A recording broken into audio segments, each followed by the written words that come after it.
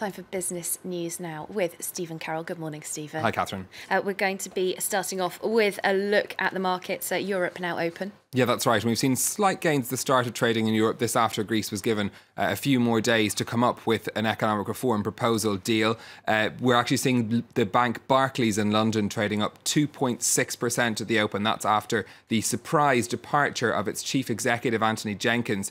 It's been announced that he's going to leave the bank. In a statement, the bank said that new leadership was required. Now, he'd earned the nickname Saint Anthony early on in his time in the job because of his pledges to bring ethics back to banking while still making profits. London's FTSE 100, as you can see, up 0.4% there at the start of trading. Over in Asia, the focus very far away from Greece, but in fact on what's happening in China instead. We've been following this enormous fall in the value of the Chinese markets. So drastic. Absolutely huge, in fact. Shanghai had opened down 7%. As you can see, it's down around 6% now. It's yo-yoing dramatically throughout the day. This is repeating the pattern that we've seen over the past few days. And today as well, we're seeing a big spillover effect in the other markets. I mean, if you just look across the rest of the Asian markets there, the Hang Seng in Hong Kong down almost 6%. It plunged at the open of afternoon trade. It was down over 7% at one point. The Nikkei down 3%. The Kospi and Seoul too, all being hit. Big changes in China really now affecting across the board all of the Asian markets. In fact, the Chinese markets have seen almost a third wiped off their value since mid-June. That's worth $3 trillion. Kate Moody has been looking into more detail about what happened. From boom to gloom.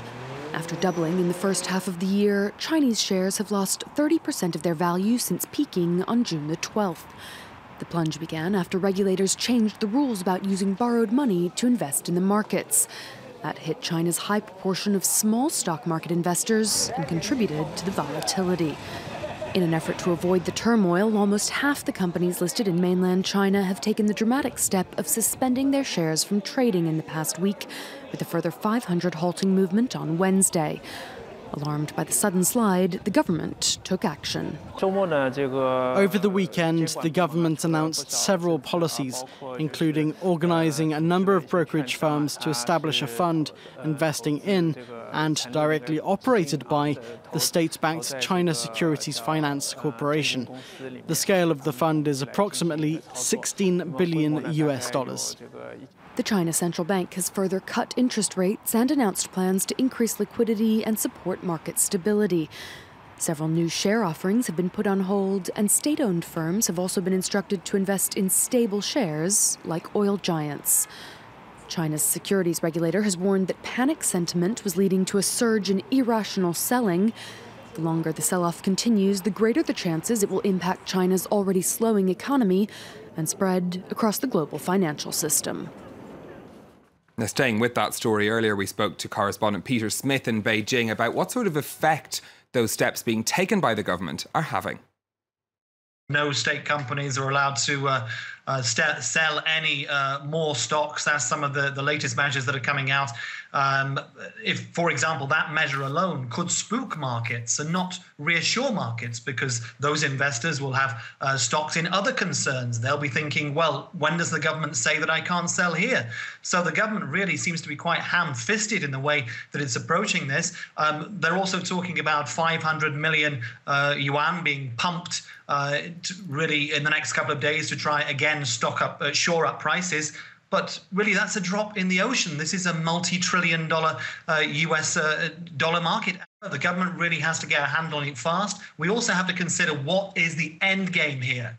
What is the end game? Are they trying to maintain social stability or have a realistic stock market? They've got to decide.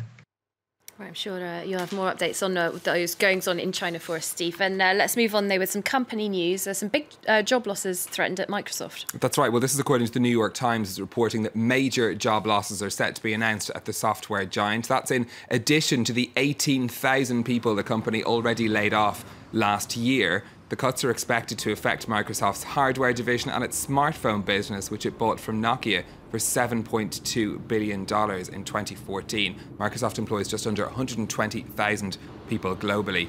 No comment yet from the company, so we've no exact details about how many jobs could be affected. OK, let's just finish off with some bit more sort of technology news. We're talking about the Apple Watch. You might remember it launched with a lot of fanfare pretty recently, but the shine seems to have gone off it. That's right. Well, so in the first week, Apple sold around 1.5 million of its smartwatches in the United States. That's an average of around 200,000 a day. But new research from Slice says that that's fallen by more than 90% since then. Average daily sales, it says, are now between 10 and 20,000. Still sounds like quite a lot. But very little for an Apple product launch. Yes. When Apple launches products, it tends to be something that takes off immediately, and you're talking about millions per day. That's true. Importantly for Apple as well, 2/3 of the watches that have been sold have been the cheapest sport option.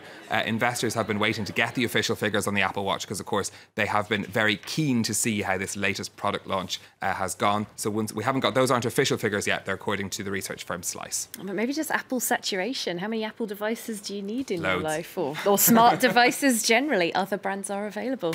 Thank you, Steve and Carol.